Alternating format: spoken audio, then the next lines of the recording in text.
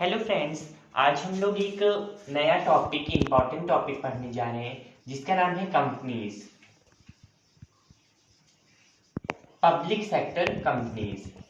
तो सबसे पहले पब्लिक सेक्टर क्या होता है ये जान लेते हैं। तो पब्लिक सेक्टर कंपनीज के बारे में हम पढ़ेंगे।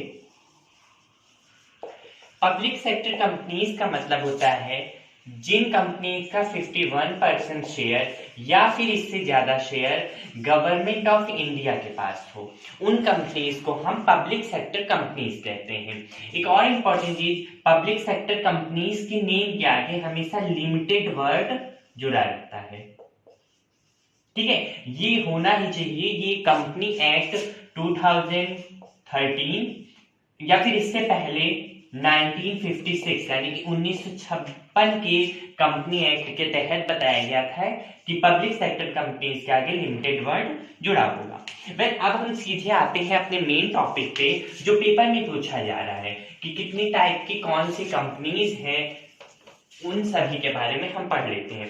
तो इस समय इंडिया में 3 टाइप की पब्लिक सेक्टर कंपनीज हैं, महारत्न, नवरत्न एंड मिनी रत्न।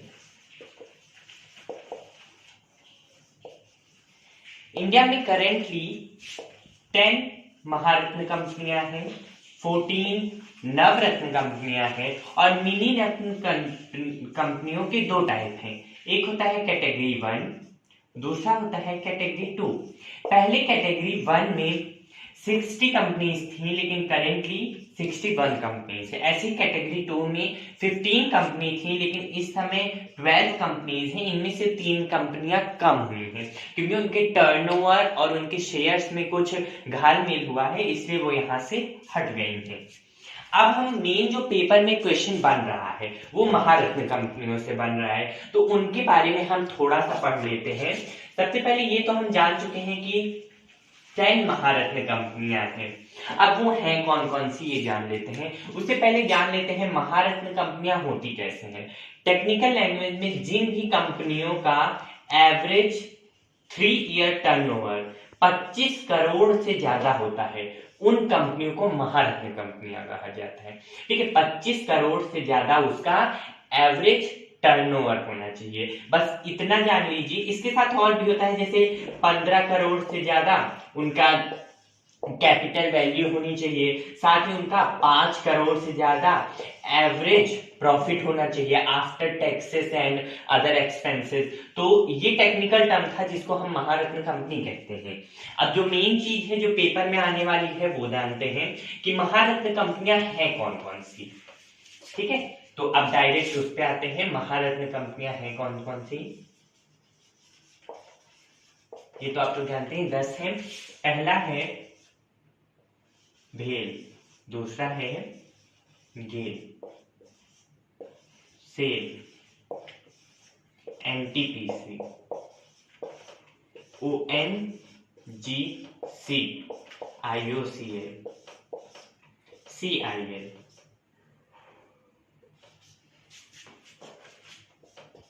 एचपीसीएल। कितने हुए? 1 2 3 4 5 6 7 8। उसके बाद है आपका भेल, गेल, SAIL, NTPC, ONGC, IOCL, CIL, HPCL. हाँ, बीपीसीएल। एक मिनट, इसको थोड़ा सा मॉडिफाई करते हैं। BPCL, HPCL, PGCIL. भेल का आप लोग जानते हैं भारत हैवी इलेक्ट्रॉनिक्स लिमिटेड। गेल का हम जान लेते हैं,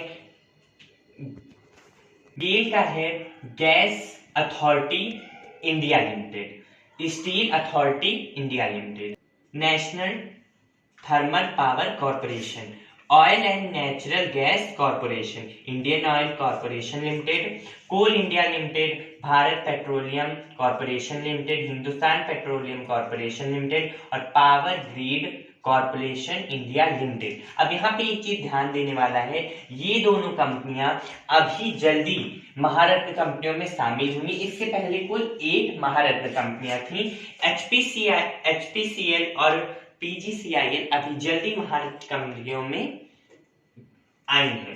और साथ ही ONGC का इस साल का जो आपका प्रॉफिट है वो सबसे ज्यादा बचाया जा रहा है कि ONGC ने इस साल सबसे ज्यादा प्रॉफिट कमाया है। ठीक है, एक क्वेश्चन अभी जल्दी किसी पेपर में पूछा गया था, AAI airport authority of India, ठीक है लिख देते हैं, एयरपोर्ट अथॉरिटी ऑफ इंडिया, ये किस टाइप की कंपनी है, ये पूछा गया था। ठीक है, तो ये आपकी मिनी रत्न कंपनी है, मिनी रत्न कंपनी है। ठीक है, बाकी ये सब आप लोगों को याद करना पड़ेगा कि कितनी कंपनियां महारत्न कंपनियां हैं, उन सभी के नेम और फुल फॉर्म।